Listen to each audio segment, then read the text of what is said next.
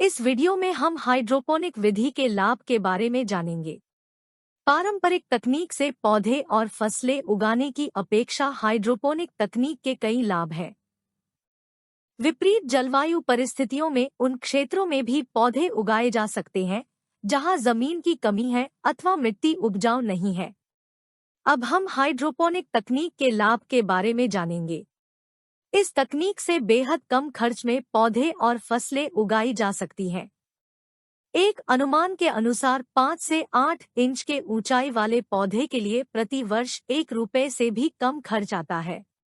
इस तकनीक से उगाई गई सब्जियां और पौधे अधिक पौष्टिक होते हैं।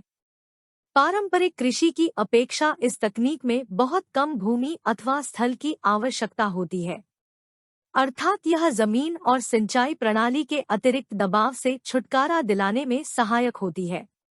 पारंपरिक कृषि की तुलना में इस तकनीक से बागवानी करने पर पानी का 20% भाग ही पर्याप्त होता है। इस विधि से उत्पादित पौधों और फसलों का मिट्टी और जमीन से कोई संबंध नहीं होता है, इसलिए इनमें बीमारियां कम होती हैं और इनके उत्पादन में कीटनाशकों का इस्तेमाल नहीं करना पड़ता है, जिसका फायदा न केवल हमारे पर्यावरण को होगा बल्कि यह हमारे स्वास्थ्य के लिए भी अच्छा होगा।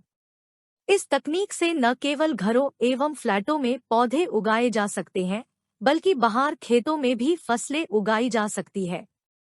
इस तकनीक से उगाई गई फसलें और पौधे आधे समय में ही तैयार हो जाते हैं। अब यहाँ सवाल यह उठता है कि जब इस तकनीक के इतने सारे लाभ हो सकते हैं तो इसका उपयोग फैल क्यों नहीं रहा है। दरअसल इस तकनीक के प्रचलित होने के रास्ते में कई कठिनाइयां और चुनौतियां भी हैं। जैसे कि सबसे बड़ी चुनौती तो इस तकनीक को इस्तेमाल करने में आवश्यक शुरुआती खर्चे की है। परंपरागत विधि की अपेक्षा इसको लगाने में अधिक खर्च आता है। यहाँ यह बात स्पष्ट करने की जरूरत है कि बाद में यह काफी सस्ती पड़ती है। इसके अलावा चूंकि इस विधि में पानी का पंपों की सहायता से पुनः इस्तेमाल किया जाता है, उसके लिए लगातार विद्युत आपूर्ति की आवश्यकता होती है। अतः दूसरी बड़ी चुनौती हर वक्त विद्युत आपूर्ति बनाए रखना। तीसरी सबसे बड़ी चुनौती है लोगों की मनोवृत्ति को बदलने की। अधिकतर लोग सोचते हैं कि हाइड्रोपोनिक तकनीक के इस्तेमाल के लिए इसके बारे में काफी अच्छी जानकारी होनी चाहिए और इसमें काफी शोध अध्ययन की जरूरत होती है, लेकिन असल में ऐसा नहीं है।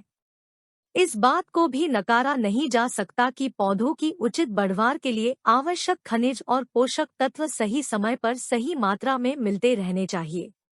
इस तकनीक में इन तत्वों की आपूर्ति हम करते हैं, जबकि जमीन से पौधे अपने आप लेते रहते हैं। इसमें संतुलन रखरखाव बनाए रखना बहुत ही जरूरी है। इसमें आपके पौधे का अस्तित्व आप पर निर्भर करता है। अच्छा अनुभव और तकनीकी ज्ञान होने के बाद आप इस तकनीक को स्वचालित कर सकते हैं। शुरुआत में आपको अपने पौधों और सिस्टम की अच्छी देखभाल करने की जरूरत होती है।